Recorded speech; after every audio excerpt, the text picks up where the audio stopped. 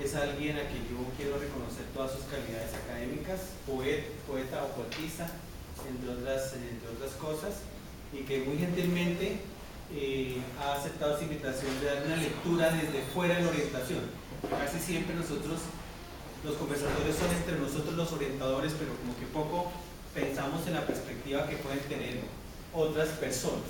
Entonces, otros profesionales de la educación, pues que tienen todo el rigor y todo el derecho de hacer unos aportes importantes al tema. Entonces, estamos esperando a Chile, pero debe estar en el récord. Vamos a dar inicio con las palabras, con las palabras de Luisa. Buenas noches. Mi nombre es Luisa Pinzón, soy docente del área de Humanidades en el Colegio Juan Escobar de la localidad Cuarta, licenciada en Lingüística y Literatura, magíster en Educación, doctora en Educación y Lenguaje. Me encuentro aquí porque la vida me dio la feliz oportunidad de haber conocido alguna vez a Amílcar y desde hace muchísimos años compartimos espacios de conocimiento y de amistad. En el día de hoy nos encontramos para celebrar, realmente esta es una celebración. Vamos a celebrar que Andrea Mora, Shirley Osorio, Carlos Borja y Amílcar Brunal hayan tomado en serio el ejercicio de reflexionar la praxis del orientador, pero no solamente reflexionarla desde la oralidad, esa oralidad que se pierde, que es tan efímera, sino que se dieron el trabajo de asumir una postura epistémica, ¿sí? Porque orientadores hay muchos, pero no todos, no podemos decir que todos los orientadores o que todos los maestros tienen la misma postura epistémica, que es lo que de alguna manera presentan ellos aquí, es decir, es una postura epistémica humanista, hermenéutica, comprensiva de la realidad que están viviendo nuestros niños, niñas y adolescentes de este momento, y cómo el orientador tiene que asumir un rol que le permita entonces desde una postura epistémica, porque algunos lo asumen desde una postura problemática, entonces vamos a resolver el problema, es decir, ellos lo asumen desde una postura heurística, desde una postura de la comprensión humana para precisamente desarrollar el ser humano, sujetos autónomos que sean capaces de tomar sus propias decisiones, es decir, son dos posturas epistémicas, ¿sí? Digamos, desde las cuales se está planteando el trabajo que ellos han asumido de una manera muy seria, muy responsable, pero con muchísimo afecto, porque creo que escribir demanda de un afecto por poder comunicarle a otros nuestros pensamientos, nuestras emociones y nuestro deseo de transformar la realidad, ¿sí? Entonces, eso es lo que celebramos hoy, que Andrea, Shirley, Carlos y Amílcar hayan asumido el trabajo en red, pero no el trabajo en las redes sociales, ¿sí? El trabajo en red, como se concibe hoy día, es un espacio de conocimiento, es el espacio en el que nos encontramos para compartir el conocimiento, un conocimiento que sí, si bien es cierto, está en la internet, hay personas que se dedican a comunicarse a través de esta red, pero no solamente para saber si el otro me dio un like o qué sé yo, o cosas muy superficiales, que es lo que de alguna manera están haciendo nuestros estudiantes, ¿sí? Se dice que hoy día el ejercicio del chat es un nuevo género discursivo, es que el chat ya no es ni siquiera un género discursivo de la escritura, es una cosa de la oralidad, ¿sí? Tan simplificada, muy, muy espontánea. El trabajo que ellos se han tomado no es el trabajo de la red social, es el trabajo de la red por el conocimiento, es una red de conocimiento. La red latinoamericana de profesionales de la orientación, RELAPRO, ¿sí? Es eso, es una red de conocimiento que busca tener nodos en diferentes países para construir conocimiento que responda a las necesidades que los niños, niñas y jóvenes del momento están afrontando, ¿sí? Tienen una postura política también, digamos, ellos tienen una postura política. No todos los orientadores tienen una postura política, ¿sí? Es decir, este es un texto, esta es una investigación que asume una postura abiertamente política en contra de las propuestas neoliberales que buscan simplificar la educación, la resolución de los problemas de la educación, y entonces ellos entran allí a debatir las posturas neoliberales para proponer una postura en términos hermenéuticos, en términos de la comprensión y que vaya más allá de eso, que es la postura crítica, ¿cierto? Es decir, después de la hermenéutica, después de la comprensión, viene la propuesta de cómo transformar la realidad, ¿sí? Entonces, en términos generales, eso es lo que ellos están aquí. Voy a hablarles un poquito de cada uno de ellos, ¿sí? Andrea Mora es licenciada en Psicología y Pedagogía, es orientadora adscrita a la SED en la localidad de Ciudad Bolívar, en el colegio Acacia 2, ¿cierto, Andrea? Me da muchísimo gusto compartir con ustedes, es realmente un gusto. Siempre le digo a mis estudiantes, después que uno se encuentra con alguien, ya nunca más uno es el mismo que era antes. Porque es el problema de la identidad. Es que la identidad no es yo misma, sino, como dice Paul Ricoeur, el sí mismo como otro. Es decir, como el otro ya está en mí, ¿cierto? O sea, como el otro está en mí. No vivimos la mismidad pura, sino, como dice Ricoeur, la ipseidad, es decir, como el otro entra en mí. Entonces, después de encontrarnos aquí hoy con Andrea, no podemos salir siendo las mismas personas que éramos antes, porque tenemos que reconocer que ellos de alguna manera nos tocan, nos transforman, nos permiten una reflexión del ejercicio de la orientación. Encontrarme no ha llegado Shirley. Shirley es licenciada en Psicología y Pedagogía de la Universidad Pedagógica. Un aplauso para Es magíster en Neuropsicología de la Educación de la Universidad Internacional de La Rioja y actualmente es doctoranda en la Universidad de Cuauhtémoc, México. Es orientadora en el colegio Débora Arango de Bosa. Bienvenida, Shirley. Gracias.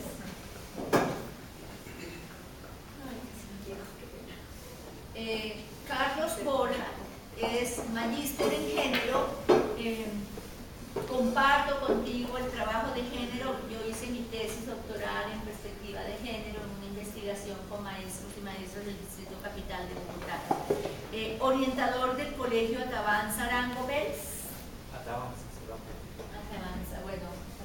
En la localidad de Usme. Durante varios años estuve en Usme coordinando el equipo pedagógico de la localidad de Usme, los primeros equipos pedagógicos de la localidad.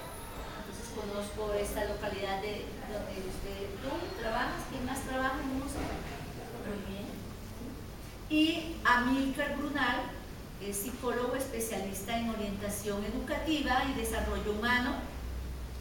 Mire, hablar de desarrollo humano es ya una perspectiva que nos diferencia de las perspectivas epistémicas neoliberales. Nosotros vamos por el desarrollo humano.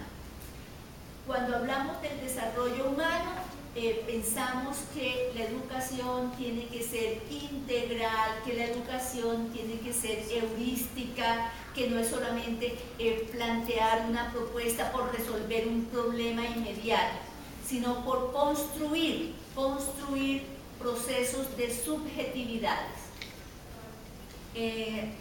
Es magíster en investigación social,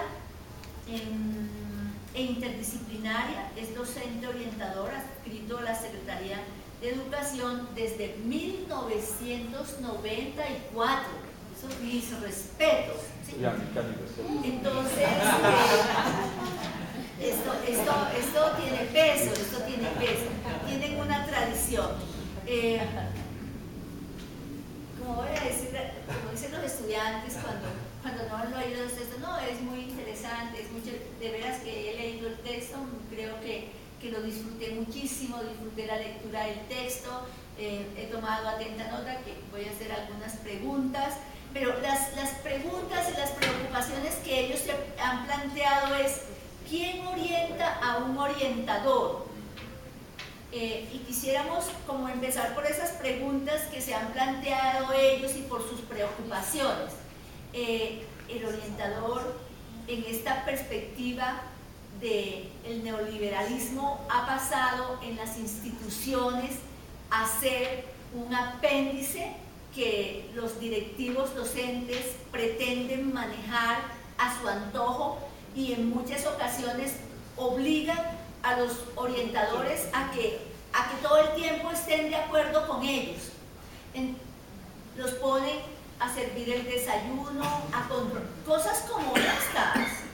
En mi colegio la rectora consideró que como una coordinadora no quiso asumir la tarea del comedor, entonces para los orientadores. De veras que esto es triste, que los profesionales de la orientación, que deberían estar produciendo una reflexión sobre la situación de los estudiantes o de los mismos maestros, tengan que hacer este tipo de labor. Yo no le veo ningún problema, estoy de acuerdo, pero creo que la gente tiene una formación profesional y esto debe respetarse, ¿sí?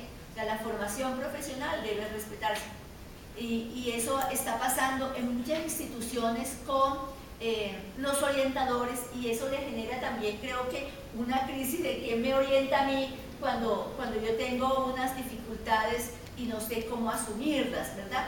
La angustia laboral y el ocaso del paradigma problemático en orientación, que creo que es lo que se va un poco a conversar hoy, como ese paradigma de resolver el problema desde esta perspectiva epistémica del libro.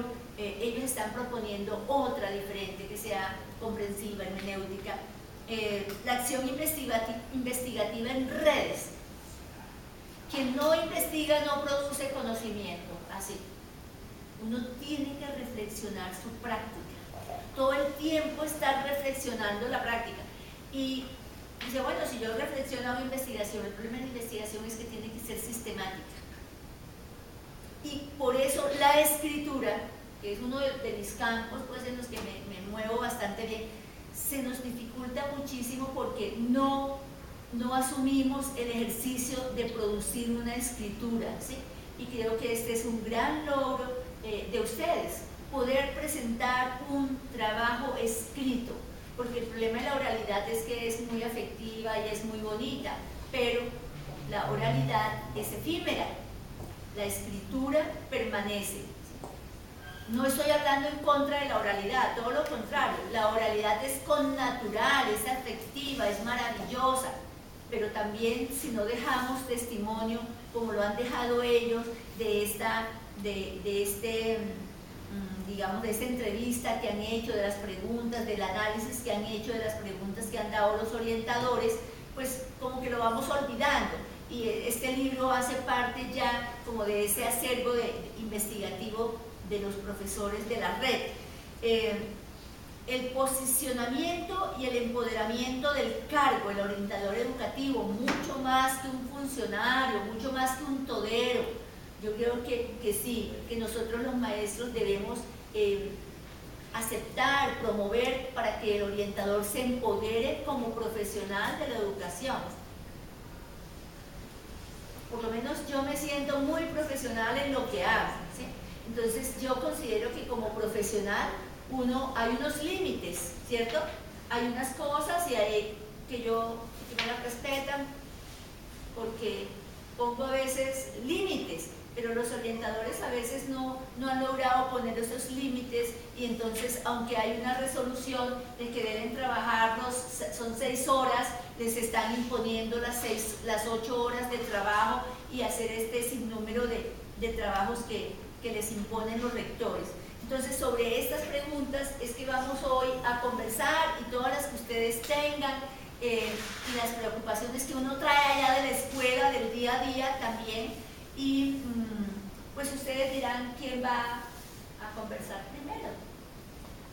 Bueno, déjame hacer una pequeña introducción y agradecer la precisión de la descripción que ha hecho Luis, porque nos ha ahorrado bastante trabajo de discusión. Pero bueno, los que nos conocen hace años sabemos que las preocupaciones que ha mencionado Luisa respecto a lo laboral, nosotros las interpretamos desde el punto de vista de lo académico. O sea, creo que la posición queda bastante clara en el trabajo cuando asumimos que, si bien es muy necesaria la pelea sindical, la lucha sindical, que es indispensable, porque sin ella estaríamos, si eso existiera, estaríamos ganando un salario mínimo, digo yo. Y que no existiera todo el trabajo sindical, pues estaríamos en unas condiciones muy deplorables.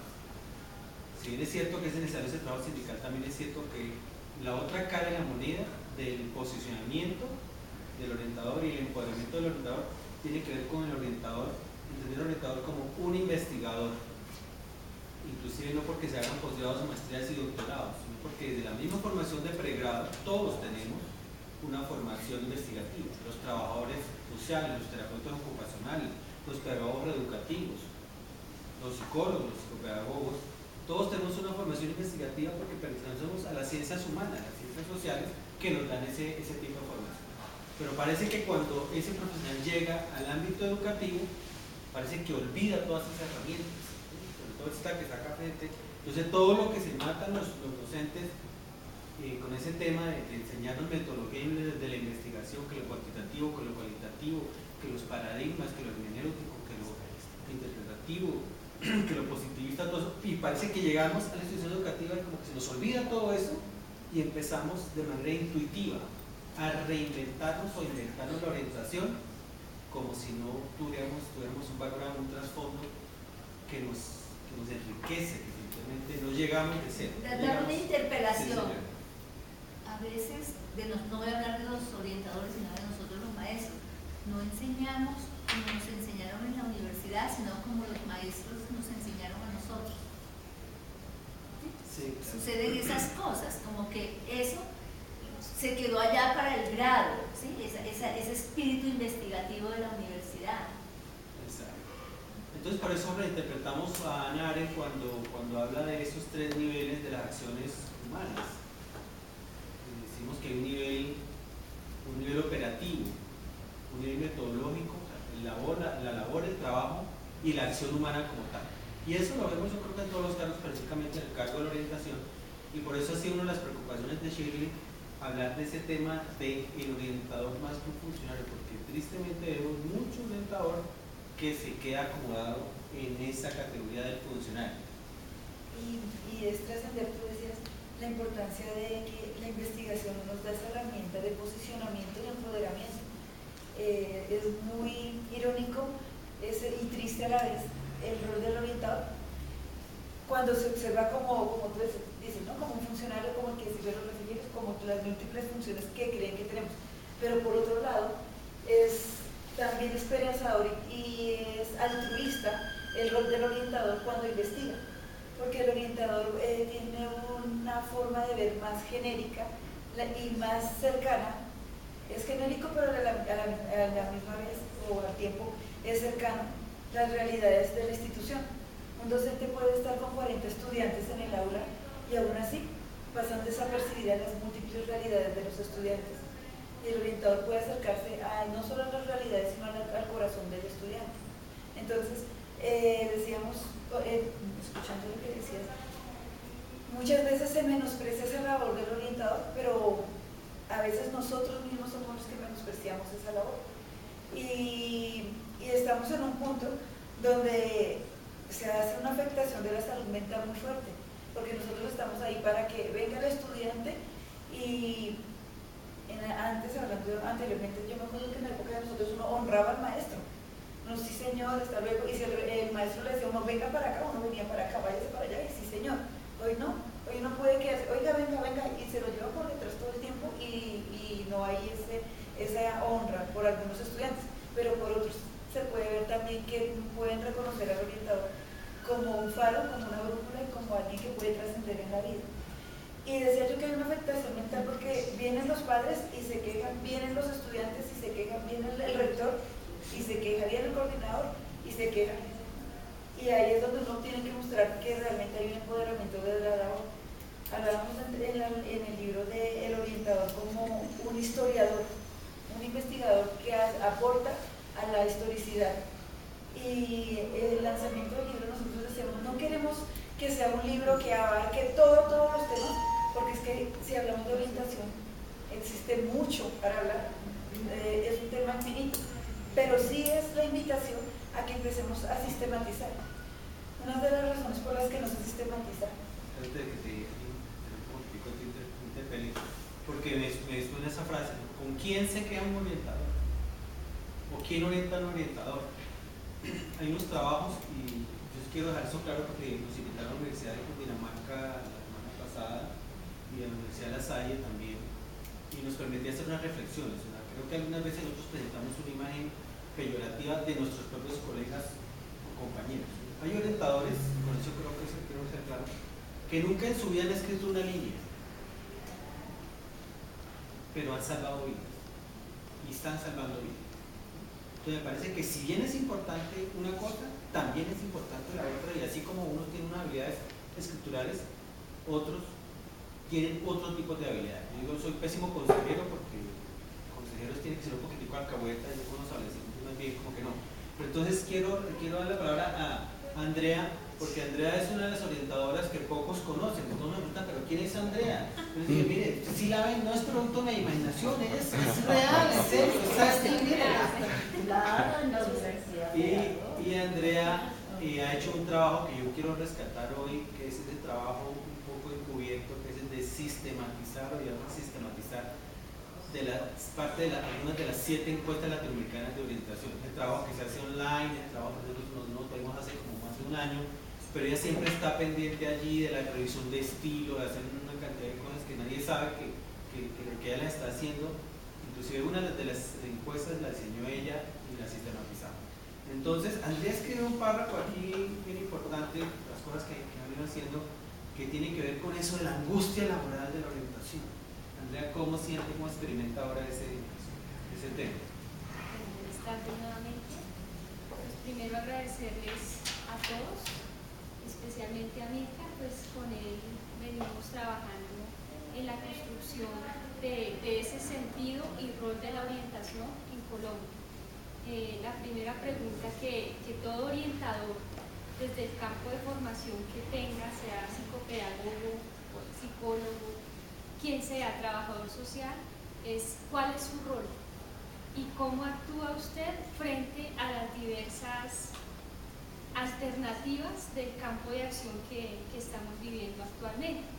Entonces, cuando se plantea ese caso de un paradigma problemático, es también preguntarnos por un contexto social, cultural, subjetivo en el cual nosotros estamos moviéndonos en la parte educativa. Es decir, en algún momento el orientador era aquel que de alguna forma atendía un caso particular y se le ubicaba de pronto como consejero o que tenía esa posibilidad clínica inclusive de intervención. Pero actualmente nosotros nos enfrentamos a una multiplicidad de realidades que primero no podemos leer por fuera de un sistema económico. Segundo, no podemos desconocer la caída de unas utopías sociales en la cual, por ejemplo, la formación académica ya no es como tal un horizonte de sentido para muchos estudiantes. Entonces, esto es lo que en muy resumidas cuentas hemos venido mirando en las encuestas. Son diferentes campos de acción como nosotros los orientadores, o cómo podemos comprender esas diferentes realidades. Está la realidad desde la parte social, desde la parte familiar, qué familias están allí en los colegios o en los campos donde nosotros nos desempeñamos, pero también está una realidad a nivel económico, la angustia también del estudiante, yo salgo y qué voy a hacer, para qué estudio si el trabajo, ya la parte profesional no está bien remunerada.